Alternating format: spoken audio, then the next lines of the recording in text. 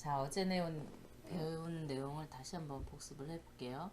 영업의 종류에는 세 가지가 있습니다.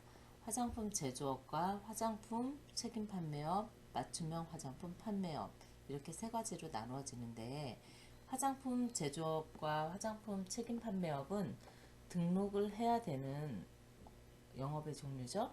그 다음에 맞춤형 화장품 판매업은 신고를 해야 되는 영업의 종류입니다. 다시 화장품 제조업은 세 가지로 나누어지는데 직접 제조와 위탁 제조와 1차 포장으로 나누어지고 화장품 판매 책임 판매업은 취급하는 화장품의 품질 및 안전 등을 관리를 하면서 유통 판매를 하거나 아니면 수입 대행을 목적으로 수입 대행하는 거래를 목적으로 알선 수여하는 영업을 말을 합니다. 맞춤형 화장품은 맞춤형 화장품 판매하는 영업을 맞춤형 화장품 판매업이라고 하며 수입 또는 제조된 화장품의 내용물을 내용물과 내용물 혹은 내용물과 고시된 원료 등을 첨가하거나 혼합하는 것을 얘기하며 이것을 10분의 1이나 10분의 2 임의대로 소분해서 판매하는 영업을 맞춤형 화장품 판매업이라고 합니다. 그래서 영업의 종류는 화장품 제조업, 화장품 책임 판매업, 맞춤형 화장품 판매업 이 세 가지로 나누어집니다. 교과서 15페이지에서 16쪽을 아마 참고하시면 많은 도움이 될 겁니다. 자, 이제 문제풀이 다시 한번 들어가겠습니다. 맞춤형 화장품 판매업소에서 제조 수입된 화장품의 내용물을 다른 화장품의 내용물이나 식약청에서 정하는 원료를 추가하거나 혼합하거나 제조 또는 수입된 화장품의 내용물을 소분하는 업무에 종사하는 자를 무엇이라고 하는가? 기억에 들어갈 적합한 명칭을 작성하시오 라는 문제인데요. 정답은 맞춤형 화장품 조제 관리사입니다. 다시 정리를 한번 주관식 같은 경우에는 이거를 지금 강조를 하는 이유가 판매업을 묻는 경우의 수도 있을 수 있을 것이고 조제관리사라고 표기를 해야 되는 문제가 있을 수도 있을 거거든요. 분명히 둘 중에 하나는 나올 건데 이럴 경우에는 맞춤형 화장품 조제 관리사라고 명칭을 써줘야 되는 거거든요. 그런데 여기 맞춤형 화장품 판매업이라고 기록을 하면 안 되겠죠? 그러니까 이 명칭을 문제를 자세히 읽어보세요. 그러면 문제 속에 답이 있는 경우도 많거든요. 그래서 뭐뭐를 판매하는 영업을 무엇이라고 하는가 이런 문제가 나오면 맞춤형 화장품 판매업이라고 이야기를 해야 되고 아니면 지금과 같은 문제처럼 적합한 명칭을 작성하시오 종사하는 자를 무엇이라고 하는가 이런 문제가 나올 경우에는 맞춤형 화장품 조제 관리사라고 표기를 하는 것이 맞습니다.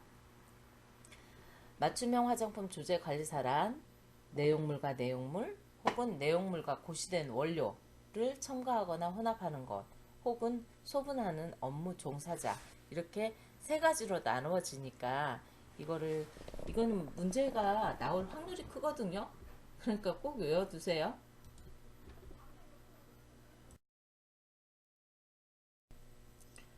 다섯 번째 문제인데요. 화장품의 제조, 수입, 판매 및 수출 등에 관한 사항을 규정함으로써 국민 건강, 국민, 국민 보건 향상과 화장품 산업의 발전에 기여함을 목적으로 만들어진 법은 화장품법이죠.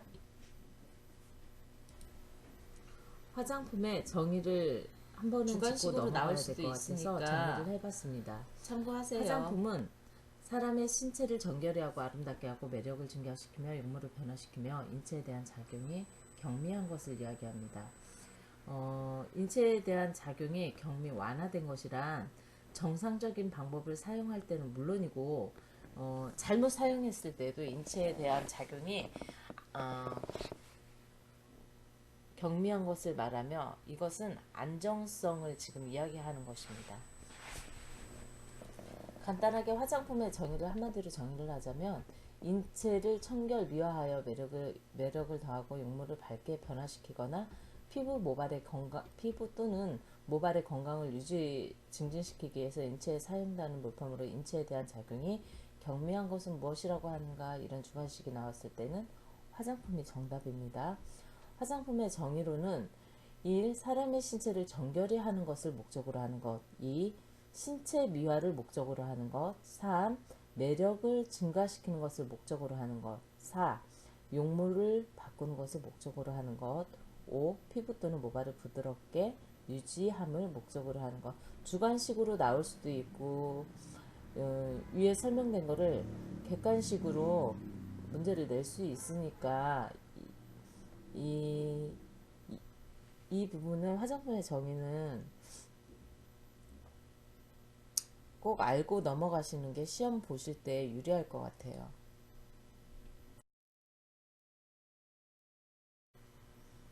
화장품의 품질 요소에는 안정성, 안전성, 유효성, 이렇게 세 가지가 나와 있는데요. 교과서에 이게 오타가 조금 나 있더라고요.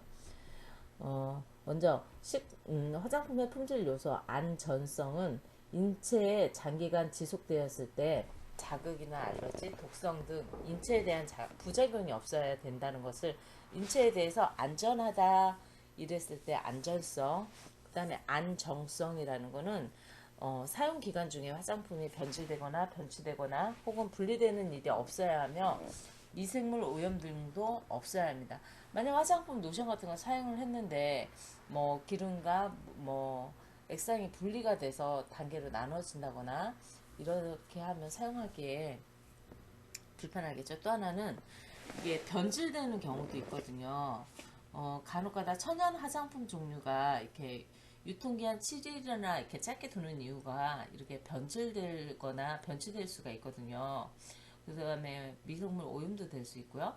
그래서 화장품의 품질 요소에는 안정성, 안전성, 유효성, 이 세 가지가 꼭 필요한데, 유효성이, 마지막으로 유효성이라는 것은 인체의 사용 목적에 따라서 뭐 노화 억제가 될 수도 있고 자외선 차단이 될 수도 있고 뭐 미백이 될 수 있고 색채가 될 수도 있는데, 이러한 목적에 부합되는 적합한 효과를 나타내야 된다는 것을, 유효한 효과를 나타내는 것을 유효성이라고 그러거든요. 그래서 화장품의 품질 요소에는 안전성, 안정성, 유효성, 이 세 가지가 있는데, 안전성이라는 건 장기간 사용했을 때 자극이나 알러지나 독성이 없이 안전한 것을 이야기하며, 안정성이라는 거는 변치나 뭐 변질이나 분리되거나 미생물 오염 등이 없이 제품 자체가 안정적으로 유지되는 안정성.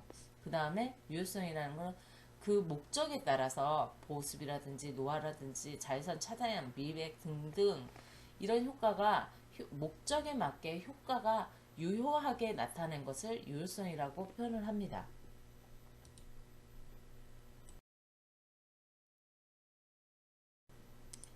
다음은 고객 상담 개인정보에 관한 문제네요.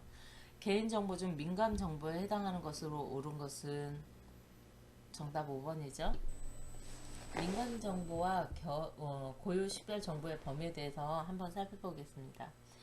민감정보라는 것은 아주 그 개인적인 사생활을 침해할 수 있는 민감한 정보라고 이해를 먼저 하시는 게 좋을 것 같아요.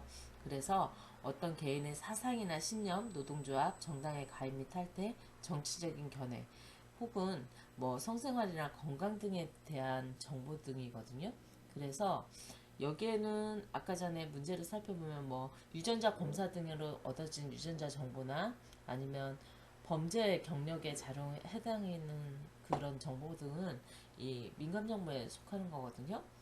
그 다음에 고유식별 정보는 말 그대로 식별을 할 수 있는 정보예요. 어떤 개인은.